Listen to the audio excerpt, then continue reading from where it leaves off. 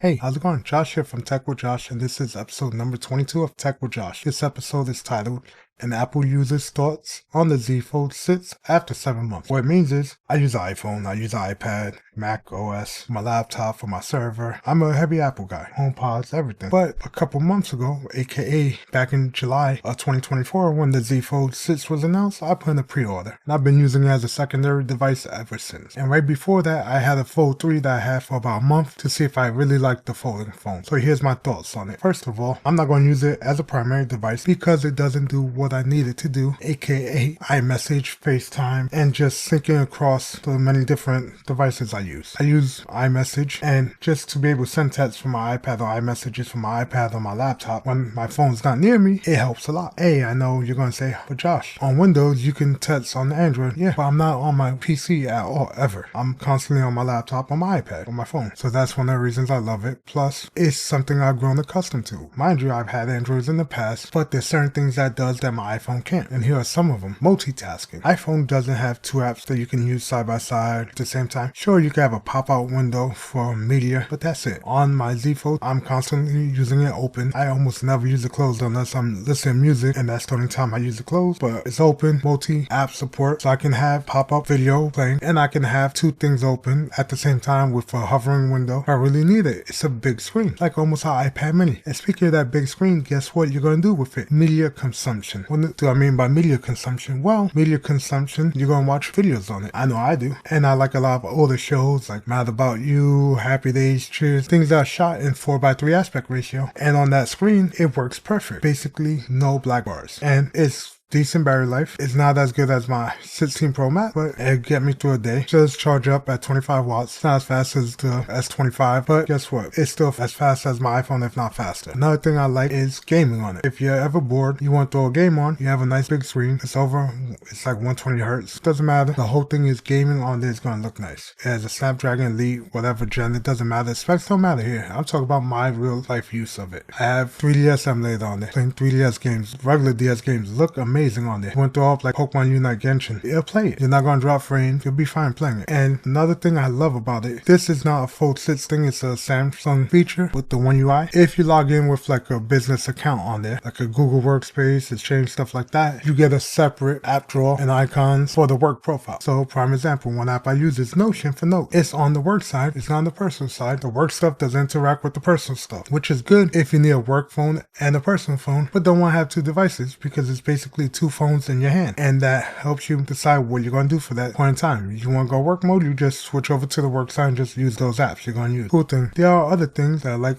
the S Pen, signing documents. I don't use the S Pen to draw, stuff like that, just if I need to write something down, right in the back, screenshot, smart select, things like that. I miss having S Pen because I had notes in the past. I had a Note 5, I almost bought a Note 7, but I wasn't able to because of recall. That's history, but it's been nice having Android again in my life, but there's certain things I don't like, and one of them is sometimes there's glitches, bugs, switching between the outer screen and the inner screen. And I say outer screen is the small screen on the front when the fold is folded up. You go into it and you can't do certain things. It's a small keyboard, so I open it up. Sometimes the app doesn't really open up well on the full screen of the inner display. It's been sometimes I have to restart the phone, stuff like that. It's not too big. File management on here with the default files app isn't the greatest with it, but that's why Android lets you use certain things. But one of the main things is like app support. Some of the apps I use, I can't get working on here, like my camera system. I can't get it to work on this version of Android. It's not really Android's fault. It's the app developer because they have a new app, but my DVR is not supported. It's a whole mess. But it's like quirks like that. Whereas I have an iPhone 16 Pro Max,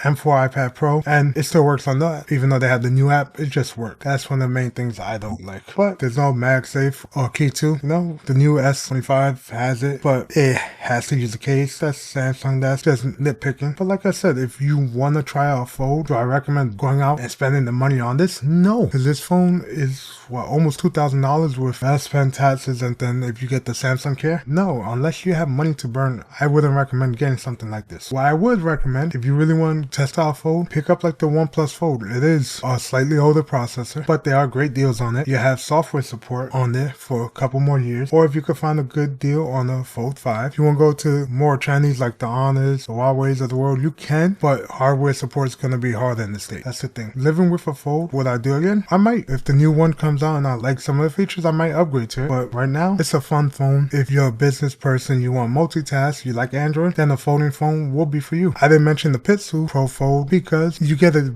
very downgraded camera compared to the Pixel 9 Pro. And that's the main problem with that one. And the processor isn't that great. I know I wasn't talking about specs, but sometimes specs do matter. But that's really it for this episode, and I'll catch you guys in the next one.